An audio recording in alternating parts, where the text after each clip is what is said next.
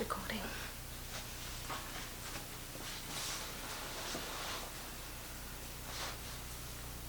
Hi Robert, thank you for coming today. I have done so many of your courses. I love your work. You're now an expert at Holistic Living magazine. It's a pleasure. And we're recording this to go into our membership program, and we're going to be doing lots of things in the future as well, so I'm so excited to be working with you. I as well. I've always enjoyed our conversations. They're very rich. You're so knowledgeable and such a great practitioner yourself, and your whole concept of the magazine and all the wonderful things you're doing are very inspiring to me. Thank you so much. I feel honored to be part of it. Thank you. Now today's about you. We'd love to introduce you to our listeners. Yes. You've got a very varied story about, I'll let you go into it, but I know that you started off in the corporate world, and now you help people reconnect to their heart, and you work with a tremendous amount of different types of therapy to do that. Yes. And you work with energy. Yes. So we'd love to know your journey. Like, how did you go from being a corporate man to where you are now? Okay, great. Well, what had happened is I grew up just outside of New York City, in Fairfield County. It's southern Connecticut. It's part of the New York Metro, the tri-state area. So it's quite a dynamic, lively area, but I grew up in a very conservative, kind of, I'd say, like Irish Catholic family. And so the values were, everything had to do with the church. And we lived a stone's throw from the Catholic Church. I went to school there. So it was a very sheltered life. And it's kind of a dichotomy because we were right next to New York City. You could be in the middle of Grand Central Station in an hour by train.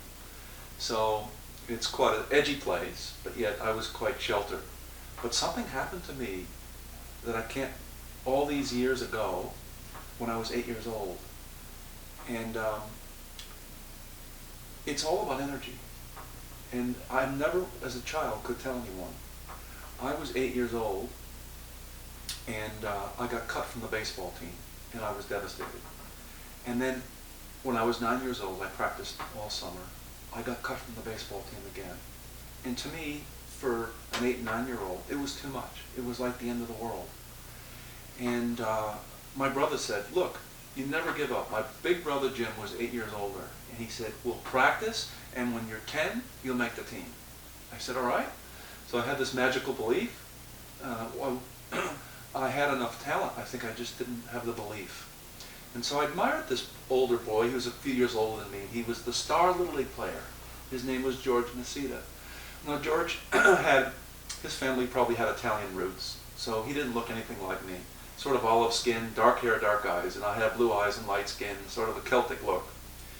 We didn't look anything like each other. But I decided I was going to be like George. And so when my brother would take me out to the baseball field, I would pretend that I was George. And I would walk like George, and kids imitate someone that they idolize. I got into George Nasita's energy. And what happened one day, after we had been practicing, I was getting better and better, but still in my mind, I was going to be as good as George. There were a bunch of kids, 3 or 4 young kids, who were all the way down the other end of the field. Like you couldn't recognize them.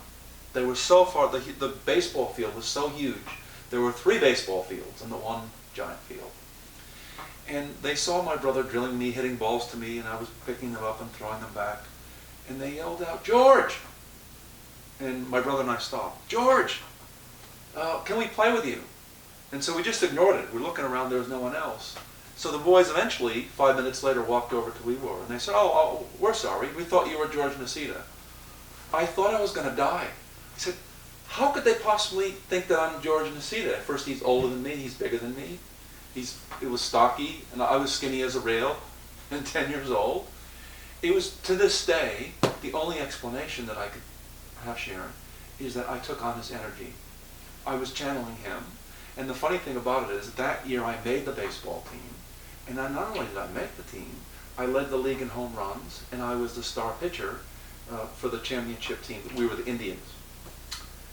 And it just blew my mind, and it made me realize that there's more to this life than I know. It's not just what's in front of your nose. There's other things going on. And that, I had that tucked away in the back of my mind from the time I was 10. And then later, I left the New York area because I had a lot of close friends and we were partiers. And in my 20s, my health started to deteriorate. My friends kept going with the partying, but I couldn't handle it anymore. So I took a job in the aerospace industry in Southern California. So you might say, why would you go to California? Because that's, you know, the land of celebrities and parties and all that. That's true, but there's also the whole alternative movement there that you don't have, at that point, you didn't really have in the New York area. There were people doing healings, people doing yoga, meditation. Some of the Eastern thought had come to Southern California. And so you could have that lifestyle and not get into that party scene.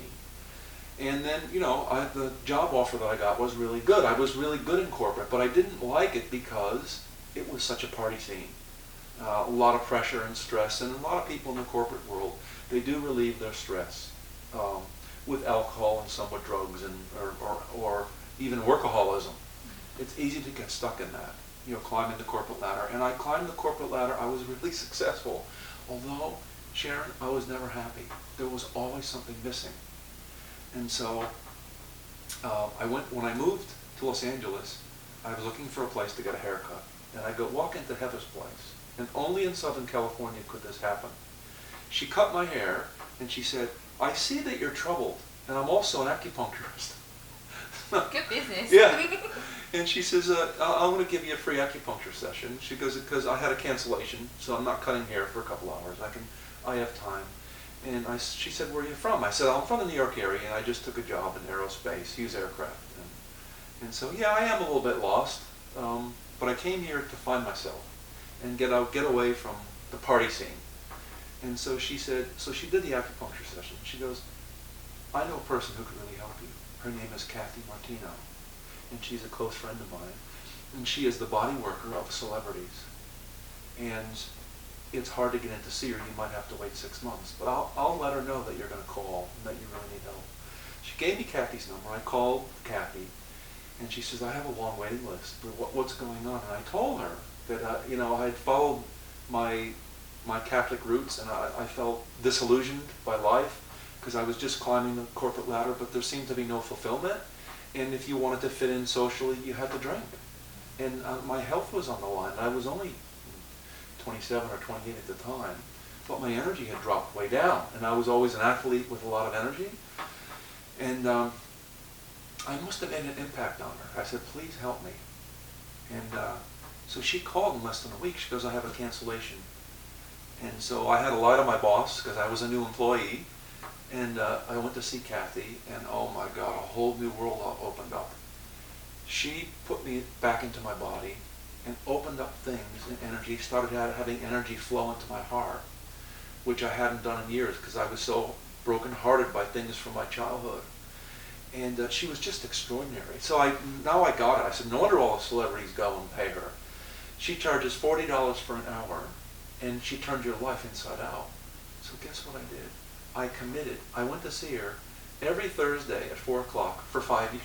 Wow. I never missed. That's a committed client. Yeah. Yeah. So you really wanted help. Yeah, I really wanted to get well. And she inspired me to get out of the aerospace industry. She goes, if you could get up and open your heart, you would be magic instead of those boring corporate talks that you give.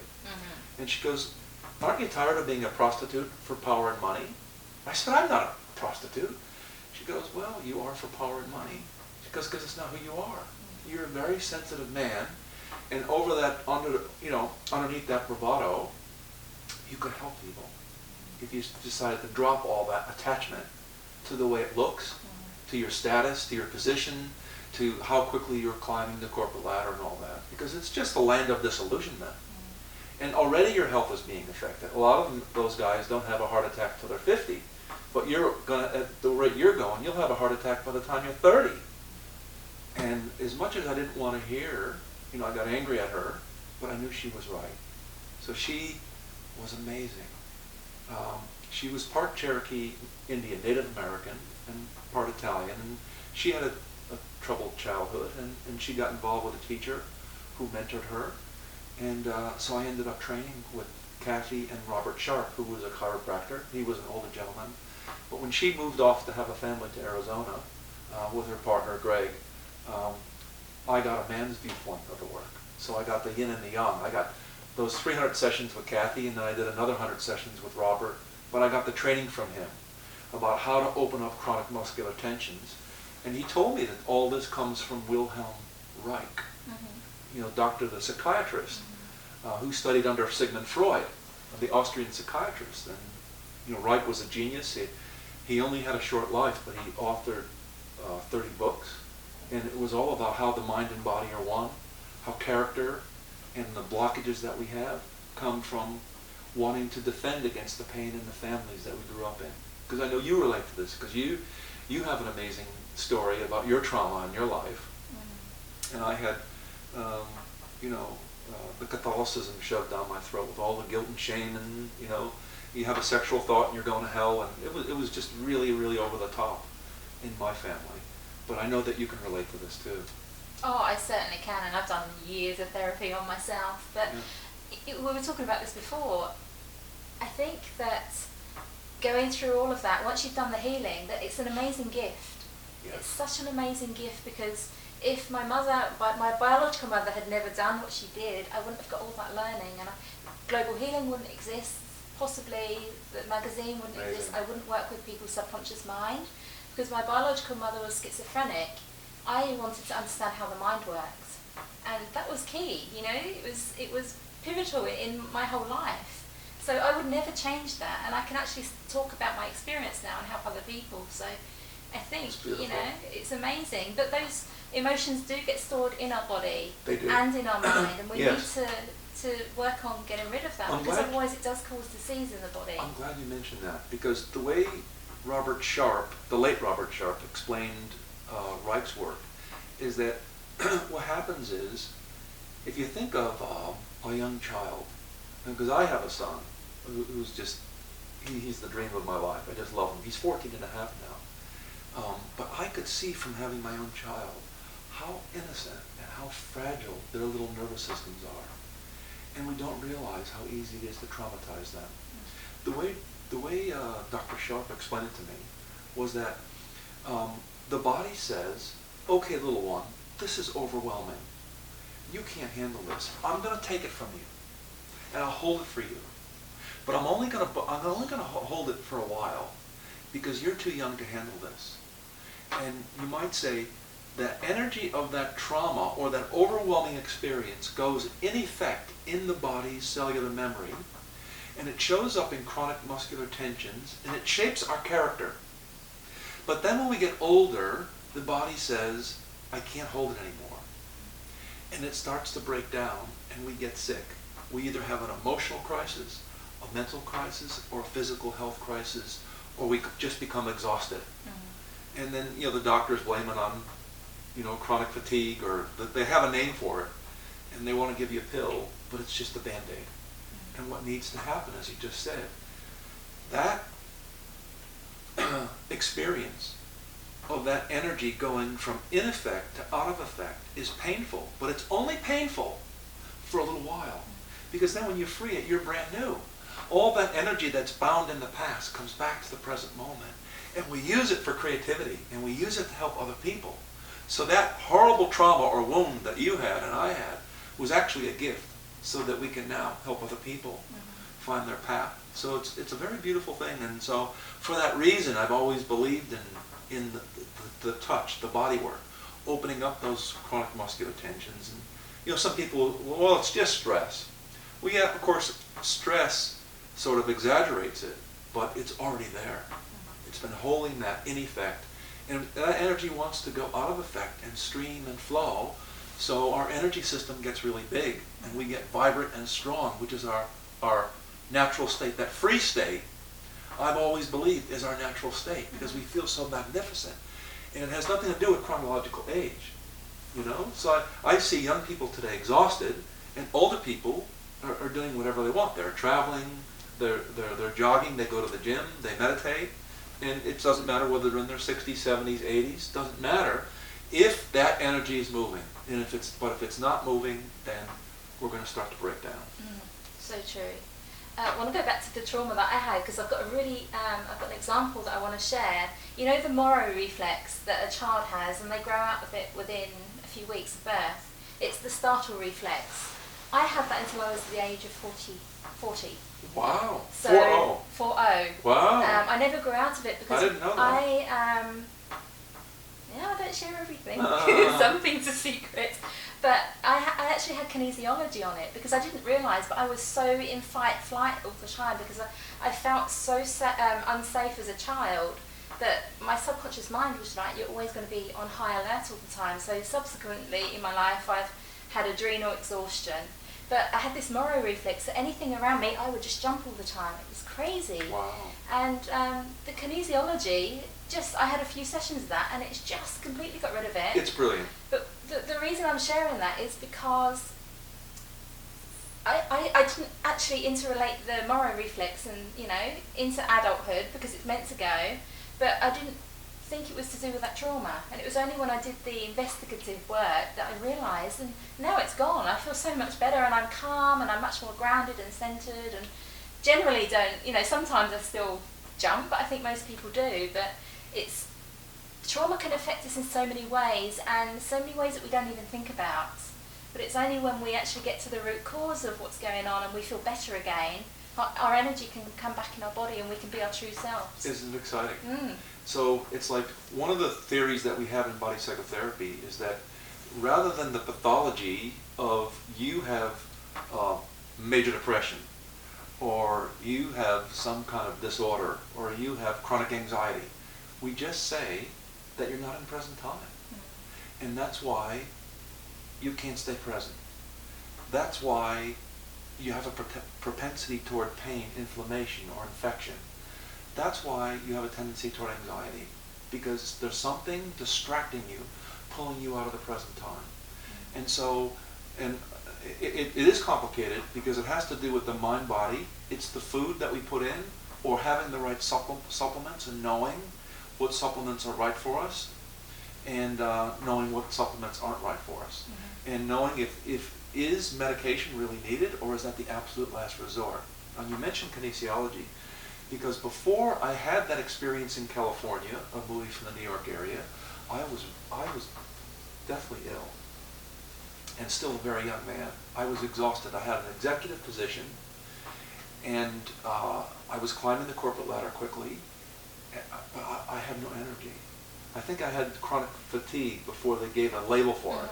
And I went to the doctors, had blood work, they said there's nothing wrong with you.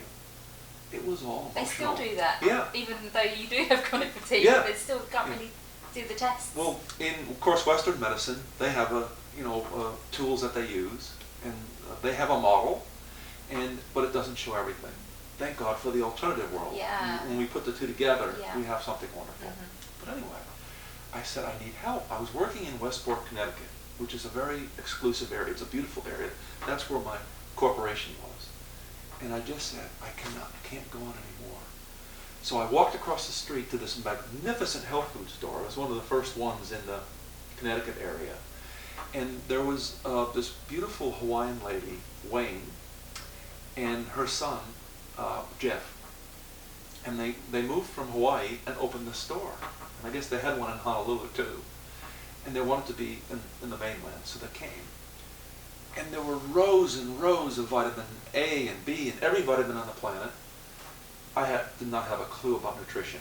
So I felt so desperate. I went in at lunch and I took one of every letter. And I had this big, alphabet. Yeah, every alphabet for every vitamin. Mm-hmm. And the minerals too. And calcium, magnesium, and all that. And I was going to check out over $200 worth of vitamins. And it was the middle of winter. And there was a big blizzard, snowstorm up to the windows. And this Hawaiian guy walks in sandals. And he kicks the snow off his feet. And he goes, "Young man, you're wasting your money." And I said, "Are you talking to me?" He says, "Well, you're the only one in the store. I must be talking to you." He says, "Those vitamins are going to make you more sick." I said, "Who are you, the Hawaiian Jesus?" And so I was being a bit of a smartass. He goes, "Follow me." In those days, this is many years ago, that all the vitamins had fillers. They had yeast, there were binders in there was sugar to make the vitamins taste good. And they didn't know back then that that was the very thing that was making the person sick. He says, if you take those vitamins, you're going to get even more sick than you are. I said, how do you know? He said, because your aura is gray. And you need to really detox. You're very toxic for a young person, and you have to leave your party friends and get serious about your health, or you're going to be in trouble. He started muscle testing me. He was a kinesiologist. And he said, see this section here? You can only buy vitamins from here because they're organic vitamins. And they have no sugar and binders and yeast and any of this stuff in there. And he showed me the vitamins I was going to buy. It just weakened my system. And then he put under my belly the ones that he was suggesting, and I was strong. And I said, what are the chances of him walking in at that minute? Because I would have gone to Western medicine. Those vitamins that I was going to buy would have made me even more sick and more exhausted. But he walked in.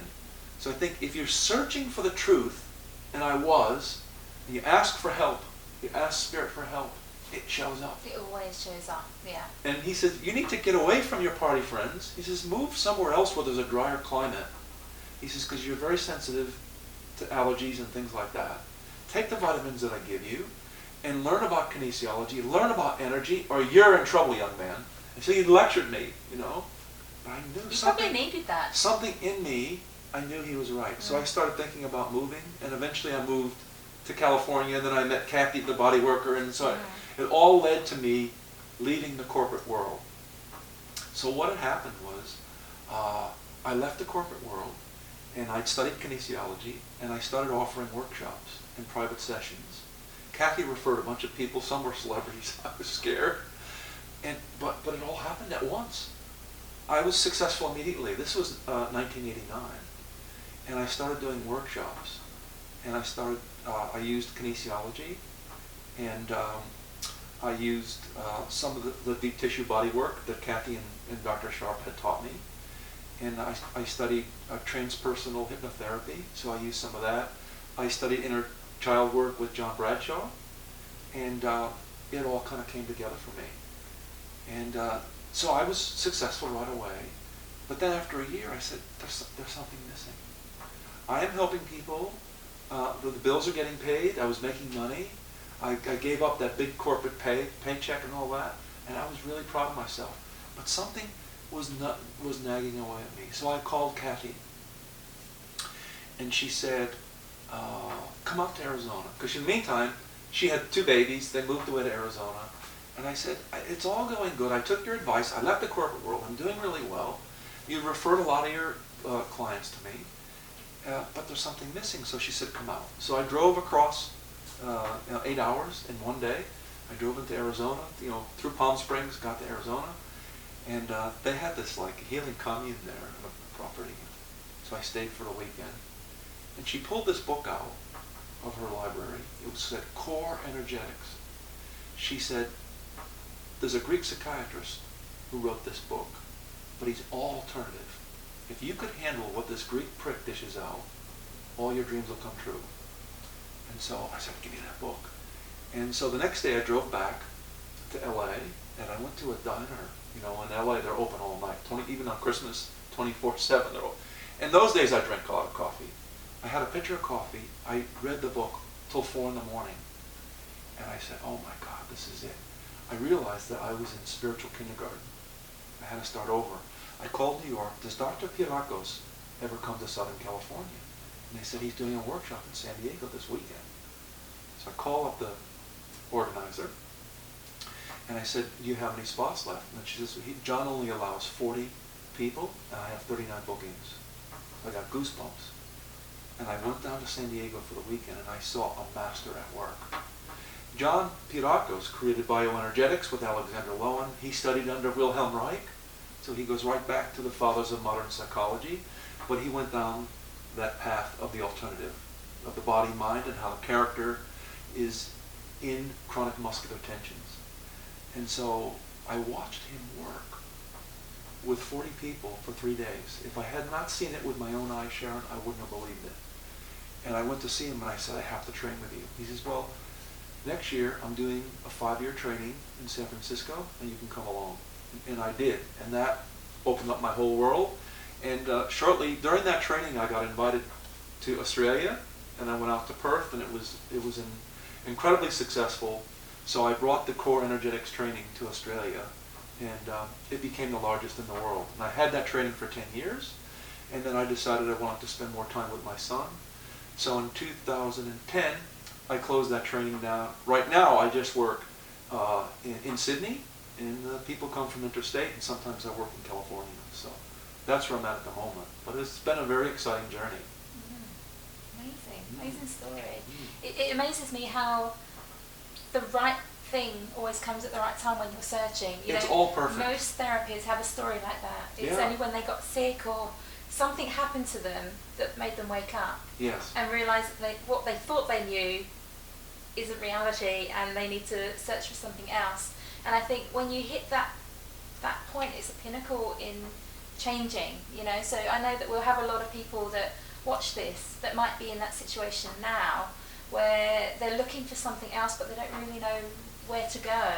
So what would you say to them to be able to maybe stop and wait for the information, or what advice would you give them just to finish off? Okay.